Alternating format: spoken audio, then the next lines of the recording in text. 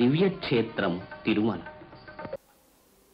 తిరుమల శ్రీవారాలయంలో జనవరి 2వ తేదీ వైకుంఠ ఏకాదశి పర్వదినాన్ని పురస్కరించుకొని అన్ని ఏర్పాట్లు పూర్తయ్యాయి. ఈ వైకుంఠ ఏకాదశి పర్వదినానికి ముందుగా వచ్చే మంగళవారం నాడు కోయిలాల్వార్ తిరుమంజనం వైభవంగా నిర్వహించడం జరిగింది. ఈ వైకుంఠ ఏకాదశి పర్వదినం ముఖ్యంగా వైష్ణవాలయంలో విశేషంగా భక్తులు వచ్చి స్వామివారిని దర్శించుకుంటూ ఉంటారు.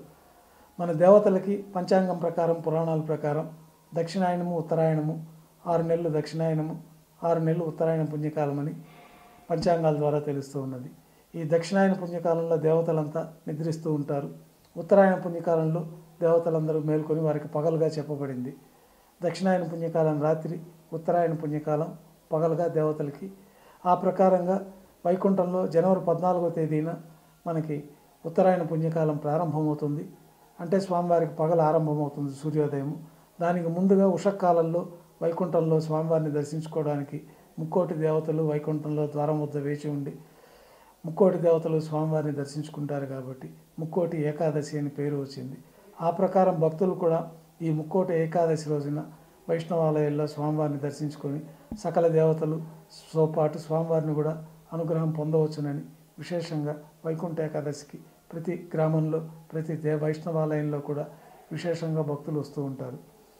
కొన్ని ప్రాంత ఆచారాలను బట్టి వైకుంఠ ద్వారాలు ఏర్పాటు చేసుకోవడం, ఆ వైకుంఠ ద్వార ప్రదక్షిణం ద్వారా స్వామివారిని దర్శించుకొని వైకుంఠంలో స్వామివారిని ప్రదక్షిణ చేసుకున్న ఫలితం దక్కుతుందని భక్తులు ఎంతో శ్రద్ధాశక్తులతోటి ఈ యొక్క వైభవాన్ని నిర్వహిస్తూ ఉంటారు. తిరుమల తిరుపతి దేవస్థానం వారు కూడా వైకుంఠ ఏకాదశి ప్రతి ఏటా 2 రోజులు మాత్రమే ఈ ద్వార దర్శనం, ద్వార ప్రదక్షిణం ఉండేది. గత ఏడాది నుంచి 10 రోజుల పాటు భక్తుల కోసమై ఈ మహోత్సవంగా వైకుంఠ ద్వార ప్రదక్షిణ మహోత్సవంగా ఈ వైకుంఠ ద్వారాలని ఏకాదశి నుంచి 10 రోజుల పాటు ద్వారాలు తెరిచి ఈ ద్వార ప్రదక్షిణంగా భక్తులు ప్రదక్షిణం చేసుకునే అవకాశాన్ని కల్పించి ఉన్నారు. వైకుంఠ ద్వాదశిని పురస్కరించుకొని ముక్కోటి తీర్థ వైకుంఠ ద్వాదశిని పురస్కరించుకొని పుష్కరిణి ముక్కోటిగా ఆ రోజు చక్రస్నాన మహోత్సవాన్ని కూడా వైభవంగా నిర్వహిస్తారు. వైకుంఠ ఏకాదశి పర్వదినాన్ని పురస్కరించుకొని శ్రీవారాలయంలో అన్ని ఆర్జిత సేవలు రద్దు చేయబడి ఉన్నాయి. అట్లాగే ద్వాదశి రోజున కూడా అన్ని ఆర్జిత సేవలు రద్దు చేయబడి ఉన్నాయి. వైకుంఠ ఏకాదశి సందర్భంగా స్వర్ణరథం పైన 4 తిరువీధుల్లో ఊరేగుతూ భక్తుల్ని స్వామివారు అనుగ్రహిస్తారు. భక్తులందరూ కూడా రథంలో స్వామివారిని దర్శించుకుంటే పునర్జన్మ ఉండదు అనే శాస్త్రవాక్యాన్ని అనుసరించి స్వామివారిని స్వర్ణరథం పైన దర్శించుకోవచ్చు.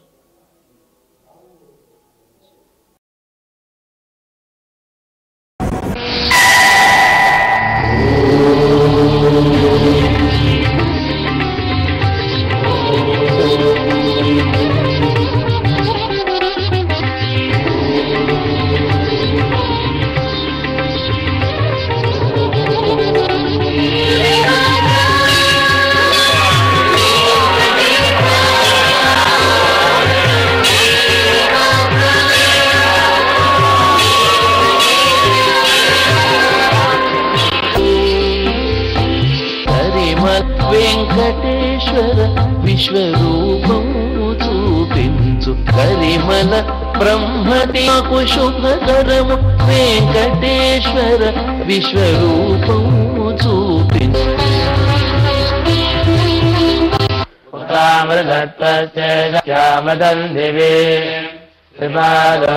తాని ధన్మాని ప్రథమాన్యాధన్ మహిమానः సజంతే యత్ర పూర్వే సాధ్యా సంతి దేవాః అభ్యసంభూత పృథివ్యసాచ్చ విశ్వకర్మణः సమవర్తతాధి మరీజేన మధువరందుడిన మామడరెల్లాం வானவரசர்கள் வந்து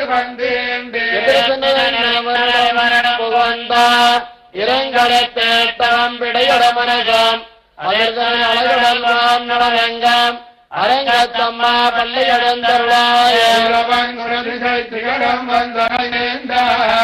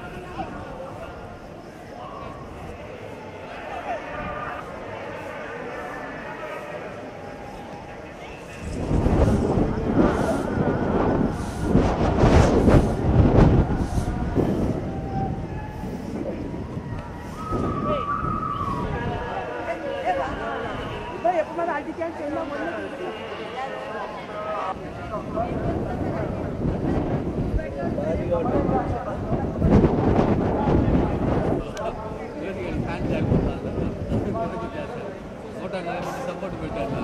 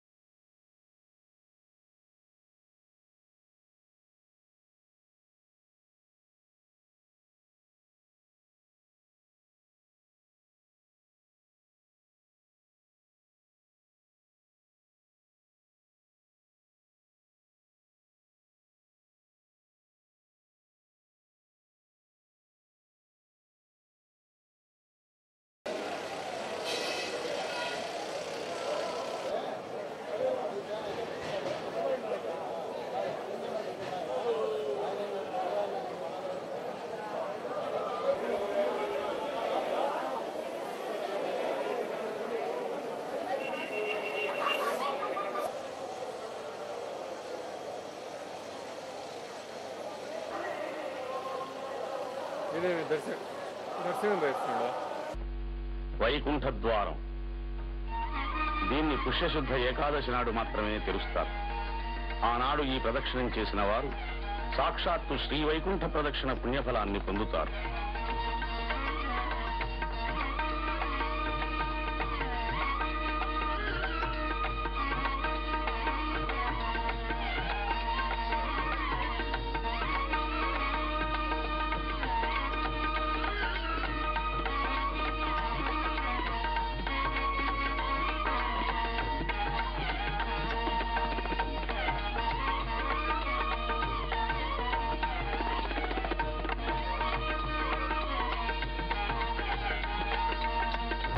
ఈ తత్వాన్ని సాధించే భక్తుల అనంత అన్వేషణ.